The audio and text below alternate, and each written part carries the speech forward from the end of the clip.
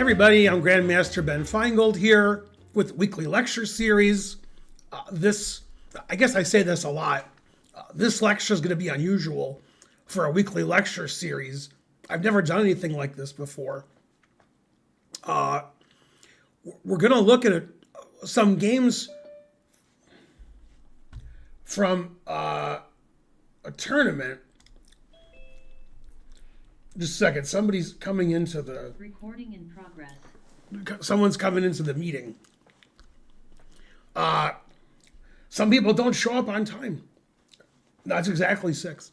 For those of you who just showed up, I started about 10 seconds ago. Anyway, as I was saying, this lecture is unusual because we're going to talk about a tournament that was played on Lichess, which recently finished. And the thing says that it ended on March 2nd. And as of today, it's March 25th. Although I think the sponsor contacted us around March 2nd. So, yeah, it was actually March 3rd. So this is a tournament which seems to have 2 sections, open and under 1800. And these are Lichess ratings. And I never go to Lichess, although I used to. If you look at my old videos from 9 years ago, some of them are me playing on Lichess. But I've been a chess.com streamer for the last 8 years or so. Anyway, so this is a tournament on Lichess for people who like slow time controls. Also, I'm looking at the person who won the under 1800 section, and they're rated 1870. Was Trump the director? Okay, that guy scored 800%. Anyway, the details of the tournament, I found them on the internet. It's called the Lone Wolf League. I don't know why it's called that. I guess the time control, I believe, is 30-30. So each player gets 30 minutes and then gets 30-second increments. So it's pretty slow. So the games could take, I guess, a couple hours. It looks like season 40 has already started. I guess they have a new season a couple weeks after the old season ends. And it's an 11-round tournament. And I don't know how often you play games, but if you're on Lichess, check it out if you like slow chess. It's a league for slow chess players. And they've already had 39 tournaments. Now, I assume the sponsor, who's anonymous, thank you, anonymous, may have participated in this tournament, although I don't know that he did or she, and I don't know what section that person was in. It's possible they didn't play at all. But what do I know? I know nothing. Anyway, if you're on Lichess, look up the Lone Wolf League, and you can maybe play in one of their tournaments. Okay, now the sponsor sent me 4 games to look at, including a game that was won by the tournament winner, RabbitsGrowOnTrees. Their rating is 2400, and they scored 9.5 out of 11, winning by a full point. It seems like in the top section, the players are mainly between 22 and 2500. The sponsor writes, this is an online league sponsored by Lichess with lots of 2100, 2400 players and a few titled players. Okay, seems about right. Okay, now first game we're going to look at, let me flip the board. How do I flip the board? By clicking flip board. The first game we're going to look at is between 2241 with white, Mr. Matt 96. That's their Lichess handle. Versus paulofla, who's 2143. And these are classical ratings for Lichess, not related to their blitz rating or rapid or bullet or whatever. Okay, and I haven't looked at the games yet because I just saw them today and I downloaded them. There were some light notes, but I ignored those, and I'll give my own notes. Okay, so this is a Sicilian, I believe. Yeah. Okay. Open Sicilian. And white is the higher rated player by about 100 points. And black played the dragon. I play occasionally, very occasionally. Once every 10 years in a tournament, I'll play the dragon. I play it online about once every 4 or 5 months. Okay, and white played the Yugoslav attack. F3 is important so that black doesn't play knight g4. But as you can see, we're looking at this from black's point of view because white played f3, never play f3. Okay, castles, queen d2. And in this position, white can play bishop c4, castles, g4, or h4. Let's see which one white chose. Bishop c4. Okay, this is the old main line. Knight takes d4 I'm not familiar with. Typically, the main lines for the last 50 years are bishop d7, castles, rook c8, knight e5, h4. Then black can either play h5 or play knight c4. And there's a lot of theory that I don't know. Well, I think h5 has the best reputation in this position. This is an old main line, a lot of games from the 70s and 80s. Okay, but instead of bishop d7, black traded knights. So already I'm out of any prep that I would have. Okay, bishop e6. And the point is, there's no knight on d4, so, bishop e6 is possible. And if white damages black's pawns, black gets an extra pawn in the center, and black controls the d5 square, so white can never play knight d5. So white played bishop b3 instead of letting black take and defend the d5 square. Queen a5, long castle, b5, and good old dragon Sicilian. Always play king b1. The point of king b1 is you defend your a pawn so what black doesn't get pressure on the a pawn as much. And if white plays knight to d5, which has a discovered attack on the black queen, queen takes queen on d2 isn't check. So white can play a Zwischenzug, knight takes e7 check, and then take the queen. So in this position, I would already say that white is threatening knight d5. If it was white's turn to move, I think knight d5 gives white a nice advantage. Okay, so b4, that way knight d5 doesn't have the queens attacking each other. Bishop takes, pawn takes. Black wants to play a5, a4, but that's illegal. So typically, black would move the queen somewhere and then play a5, a4. Try to do something like that. Okay, queen b5. Rook h e1. White gives up on the kingside attack, but plays for the attack on the open file. Black ignores that and says, you can have my pawn as long as I can play a4 and win your bishop. Queen e2. White wants an endgame since white doesn't have an attack and black does. And this gives the bishop the c4 square, and it puts more pressure on the e pawn as well as the queen. They traded.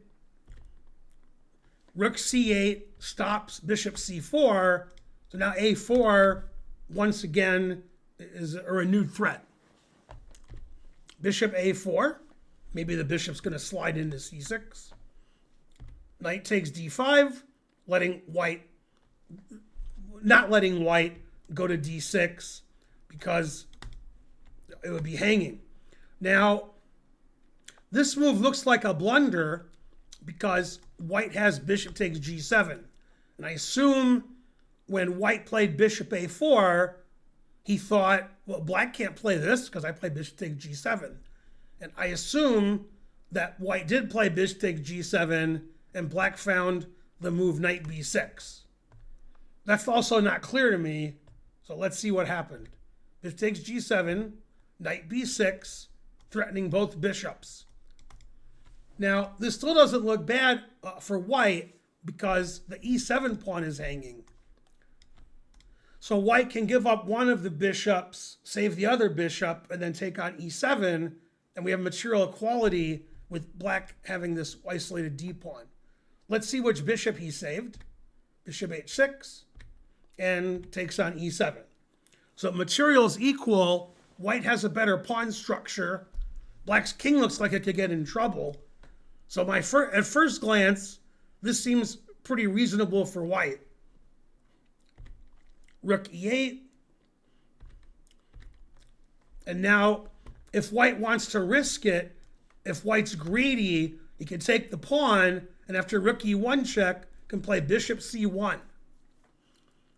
Is it worth giving black the activity and getting the bishop off of h6 for that weak pawn? Let's see what white decided. He decided, yeah, I want a pawn. Pawn's a pawn. So white's a pawn up, but the activity of the bishop, which was crushing black, is now pinned, and black has a good position except for the pawn minus. King g7. White wants to win another pawn. And white could take the pawn on a5. He was worried about knight c4 attacking his rook, then also threatening knight d2 check, which leads to mate. So rook d5 would be forced. And this seems like white should be doing fine here. But white didn't like that. White decided to play rook d4. Also seems good. Put it in h. And black has compensation for a pawn because black's rook is pinning white's bishop. But still, I'd take white. Black's knight's not very good. Okay, rook, king f6. Seems like white should win the endgame by checking and trading rooks. Okay, he played bishop f4 instead, which seems okay.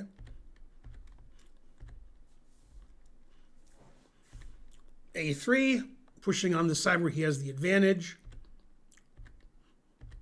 Always play bishop f8.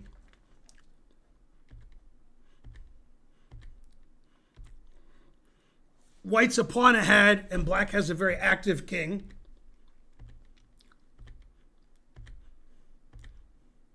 White's not doing very much. If I was white, I would have been checking the king away so my own king could move up later. I don't like the black king on d4. But the white bishop is making sure the knight can't move. So, okay, h3, g3. Black wants to win the g2 pawn somehow. I don't see how, but somehow. And now bishop takes b4, a very double-edged decision. So white is hoping for knight takes and c3 check, leading to a winning king and pawn ending. However, now the bishop's not on d6, which is where it was. So now black can play knight f4 and then knight takes g2. Both sides have passed pawns. Black's passed pawn is pretty far advanced. So I assume black played knight f4. Okay. I didn't see the game, but got to do something. Okay. So double-edged decision by white. Both sides could win now. 3-result game. Everybody's moving their pawns up. Black's knight is trapped, so he plays f4, so his knight has the e3 square.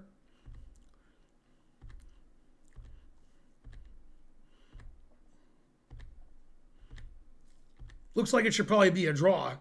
Looks like a stalemate sort of situation. where neither side can do anything. But white, being a pawn ahead, having 2 passed pawns and 100 points higher rated, probably wanted to win more than black did.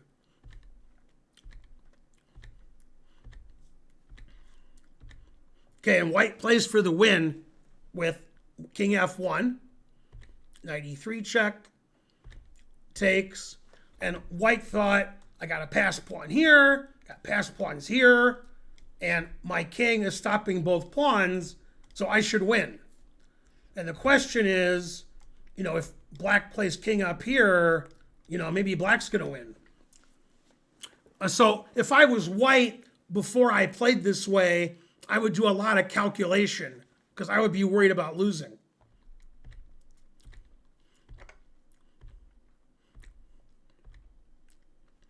And that's what happened. Yeah, now white looks like he's lost. Yeah, if you play king e1, then g2, then black wins. So he played king here. And white's still a pawn up, but he's losing on the king side.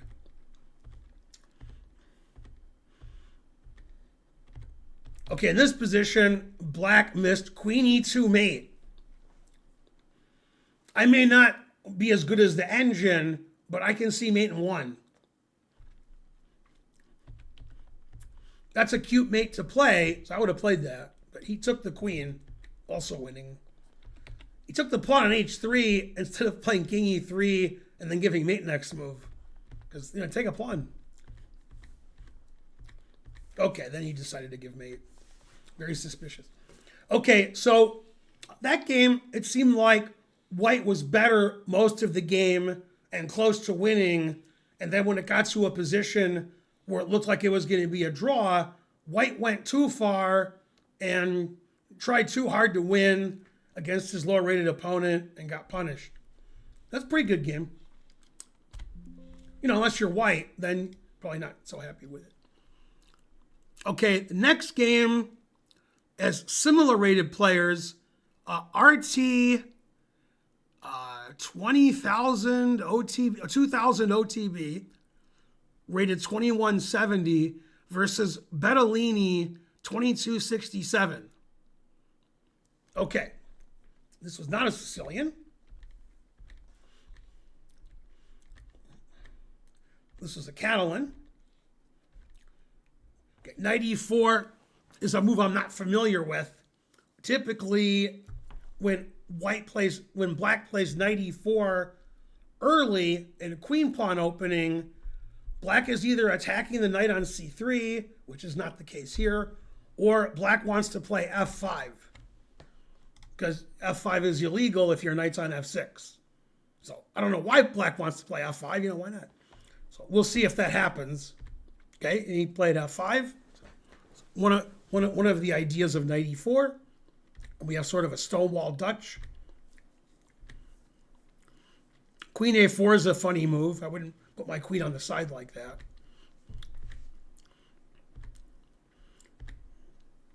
I wouldn't play c5 either. That takes the pressure away from the center. Now black can start attacking on the king's side, and white doesn't have a lot of counterplay in the center and queen side. So I don't like c5 very much. And black starts attacking with g5.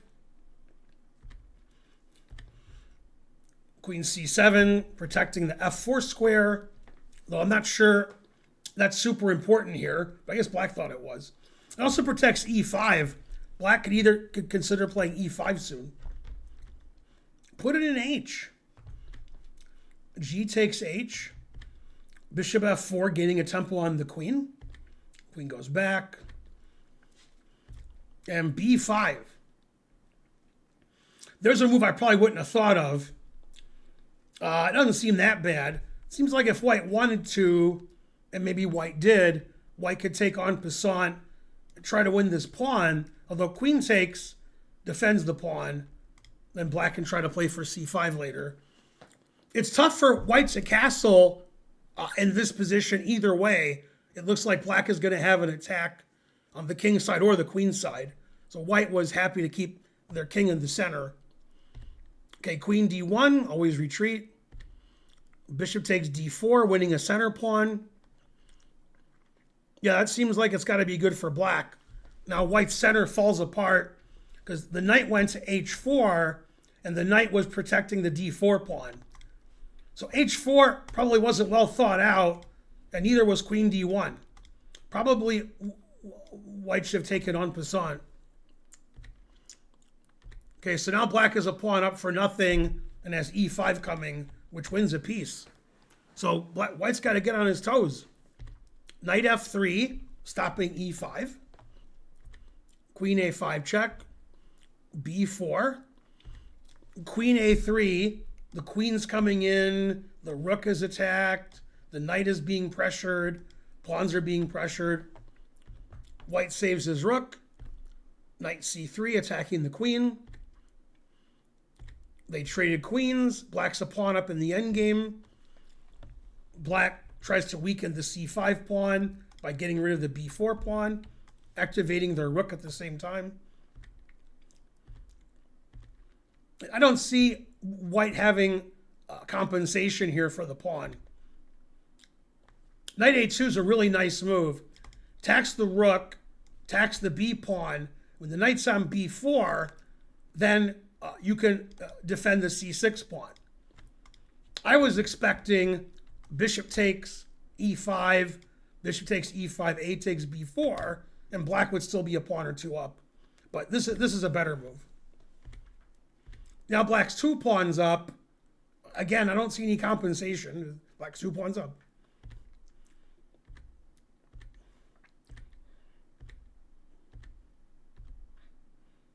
Okay, nothing much is happening. Black's gonna be 3 pawns up soon. Yeah, now black's 3 pawns up. White's only hope is this bishop on c8 is terrible. Basically, white's losing all of their pawns. 7 pawns to 4. That's too many pawns. But as soon as black plays like bishop d7, bishop e8, bishop g6, or bishop a6, b4, bishop c4, I mean, as soon as anything like that happens, then the white has nothing. But with black's bishop on c8 the whole game, white still has a chance, I guess. It's a nice knight. Nice rooks. Okay, that threatens rook takes bishop check, so bishop moves.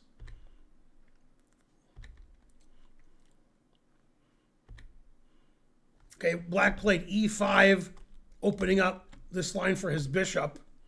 That's the end of white's chances of winning because of the bishop. Now, the last 2 or 3 moves, white could play bishop takes c6, but that would hang the bishop to knight a5 check. That's why white's not taking it, and black's not defending it. It's already defended. Now there's bishop e6. It's resign time. White didn't want to resign. Truth hurts.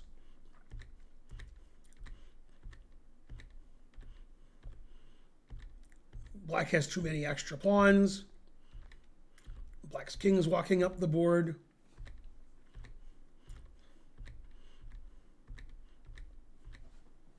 The truth hurts. And white resigned, because mate in 1 is next. I don't think you can stop mate in 1. Yeah, rook to the a file, rook b1's mate. Okay, so that game, the higher rated player got the advantage in the middle game with black.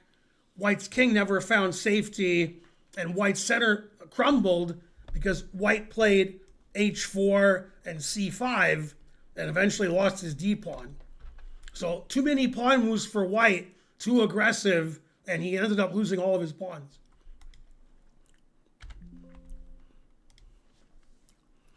Okay, white actually won a game. What? Hell out. Okay, in this game, the player with white is the player who won the tournament. RabbitsGrowOnTrees. His rating's 2249. Well, I think post-tournament it was 2400. And then black is Zid 2000, rated 2125. Okay, so the guy who had white in this game is the tournament champion eventually. Okay, they played a Budapest gambit. Getting my gambits confused. Okay, knight f3 is one of the main moves. Other main moves are bishop f4, knight h3, e3, e4, f4. Lots of good moves for white. Bishop c5 is the main move, attacking f2. Black wins the pawn back.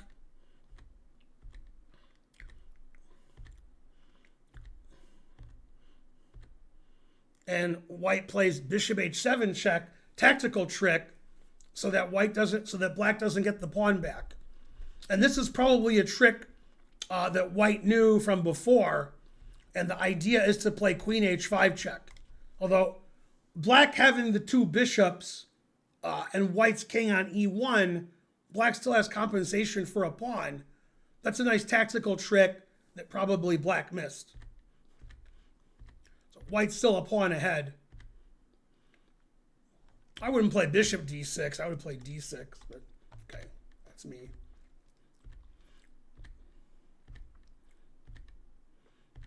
Yeah, I mean, well, black has two bishops, but I mean, a pawn's a pawn, and black's bishop on c8's not very good. The rook on a8's not very good. So black doesn't really have compensation for the pawn. Okay, then white played the completely insane f4, which I like. I like it because I didn't have to play it. If I had to play it, then I wouldn't like it. So the idea is if you take, I take with a pawn, and I have a big attack against your king. Threatening g6, queen h7 mate, and black's pieces on the queen side, they don't help out at all. Terrible. Let's see if that happened. Never play f6. Okay, this did happen, so let's see if black is able to defend on the king side. If I was black, I probably wouldn't take the bishop because I'd be afraid of getting mated. I don't see how black defends. I'd probably play something like d6, so my bishop on c8 can get out, and then maybe my bishop can go to f7 and defend some of those weak white squares. Okay, but a piece is a piece, even if you get mated, called getting crushed with a full stomach, according to Yasser. Rook e5, preventing g6. That was black's plan. Check. g6, threatening queen f8 with mate. So that means black can play either queen g8, rook e8, or bishop d6.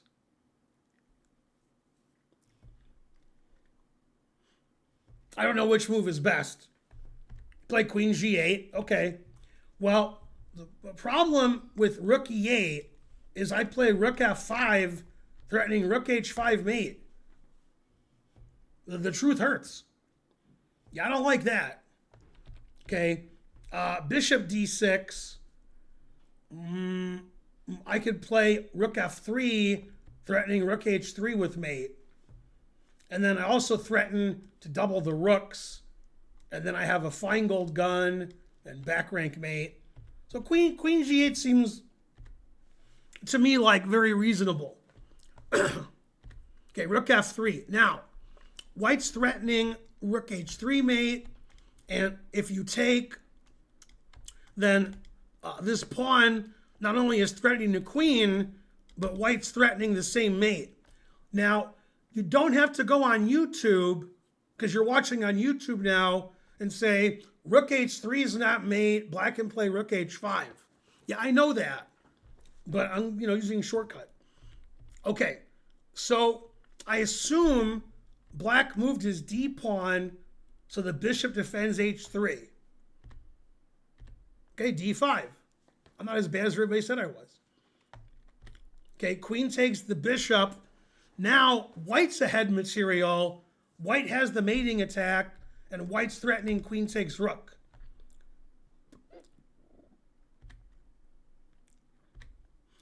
Now, white's definitely winning. White has 3 extra pawns and the better position. Not much going on here, just black losing. Rook e8, that looks like it fails to queen takes rook. Although I guess queen takes b7 is good and queen f7 and everything's good. d6 is a funny way to win. But I'm sure he played queen takes rook. Yeah. No resigning on Lichess. Okay, so the guy who had white that game played a nice tactic to win a pawn with bishop takes h7 check, then sacked a piece, then is attacking, won his piece back, and was ahead a lot of pawns. So a nice, relatively easy win for Rabbits Grow on Trees. I didn't think it was true, but it seems like from that game it is. Okay, and last but not least, we have Pirate of the Frisians, 2487. God damn. Versus Mr-Lionel-Hutz, 2292. And for those of you who don't know, that's a character from The Simpsons that was played by an actor who died quite young. I won't give the details of his passing, but it wasn't natural causes. And that was a great actor. Of course, I can't remember his name because I've only said it 1 million times in my life. He was on SNL. He played more than one role. He played Troy McClure on The Simpsons as well. Hey, John, do you remember the guy who played Lionel Hutz, what his name is, the actor?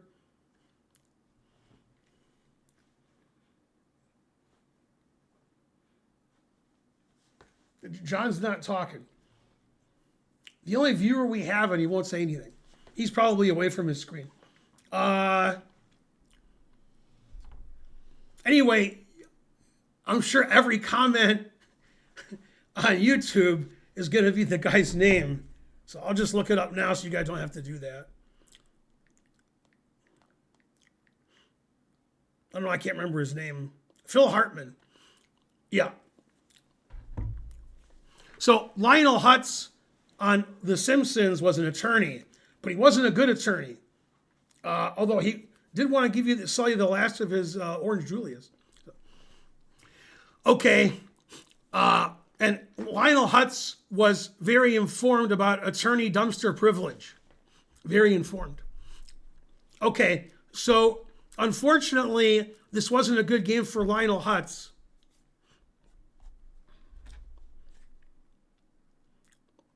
I couldn't remember Phil Hartman's name again.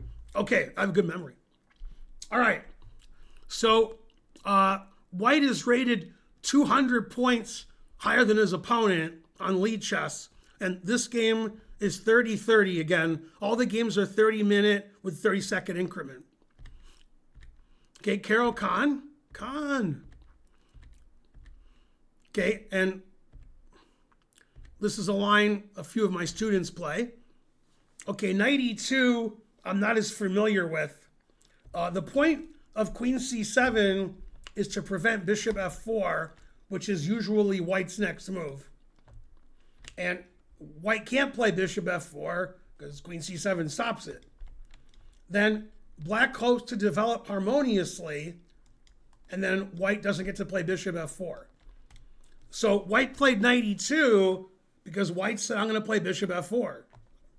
Can't stop him. Bishop g4, pinning the knight. Put it in h. Queen b3, unpinning the knight, putting pressure on d5, b7, and preparing bishop f4 now that the knight is not pinned by the bishop. And he plays knight f4, surprising me. He wants the two bishops because of what else? And he gets the two bishops. So basically, boring position where White has two bishops. And Black decides, instead of playing knight f6 or knight e7 and castling, Black's going to play for an attack against White's king and leave the rook on the h file. So in this game, I don't expect Black to castle kingside. because black wants to use the half-open h-file to attack white's king, since white doesn't have anything in front there. Rook e1, so the king can slide over in case some attack comes down the h-file. If black's not paying attention, maybe white's going to play queen takes d5, confusing the audience. g4, white says I'm a pawn up, and if you check me on the h-file, I'll play king f1. Big deal. Knight f6, attacking the g-pawn, defending the d-pawn, and developing the knight. Knight f3, knight takes g4. Are we going to see queen takes d5? The answer is fries. We did see queen takes d5, as I predicted. I wonder why I lose all my games. I can predict all the moves. Oh. Okay, and then knight takes f2, confusing the audience. Of course, black could have castled queenside, and then black has compensation for a pawn. Is it enough compensation, the h-file? Maybe. But black played tactically knight takes f2, and the idea is if king takes f2, I'm going to check, I'm going to take the rook, and when I take the rook, the pawn on e6 isn't pinned anymore. Okay, and this reminds me of something that I'm going to show you now. Now, remember this tactic. The queen's in the center. It can be captured by a pawn, but it's pinned by a rook. So what black wants to do is get rid of the rook so that you can play pawn takes queen. Okay, now before you guys were born, I had a game at the National Open, and I just bought my plane ticket to the National Open today.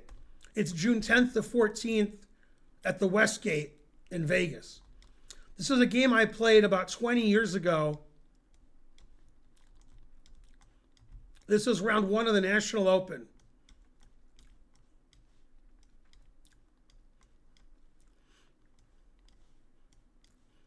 Okay, and my opponent I took, and my opponent, I thought about 8 minutes before I played queen takes c7. And this position, my opponent thought for like 2 seconds after I thought for 8 minutes and played queen takes d4, double question mark. Now you can see why the game that I'm showing you reminds me of this game, because the queen can be taken by the pawn, but it's pinned by the rook. It's the same tactic. And in this position, the rook is overworked.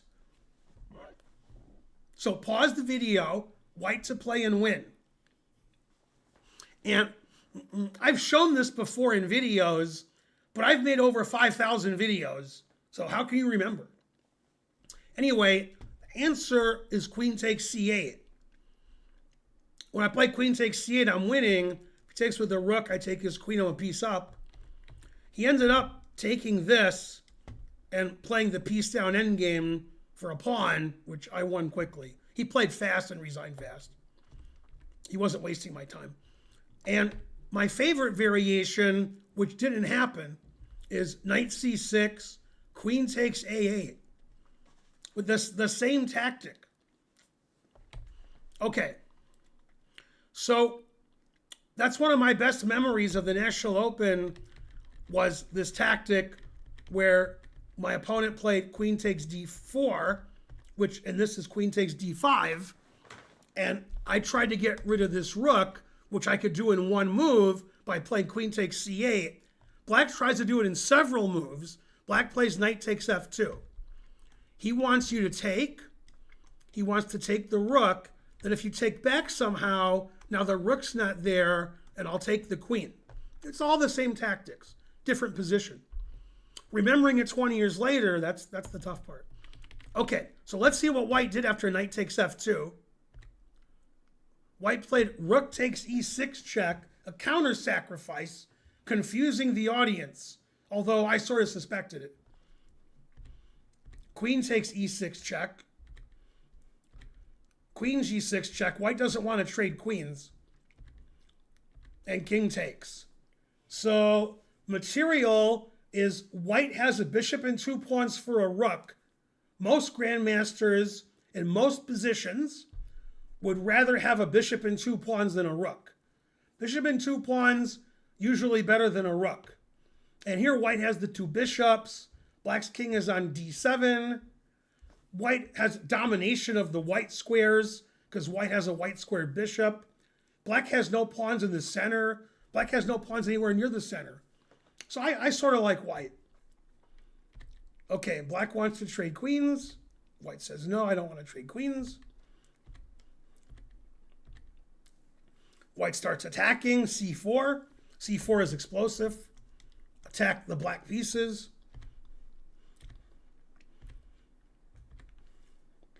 Bishop g6, confusing the audience. Now, if queen takes g6, bishop d8 check wins, but bishop takes bishop on f4 check wins even easier. So you can't take the bishop, it loses everything.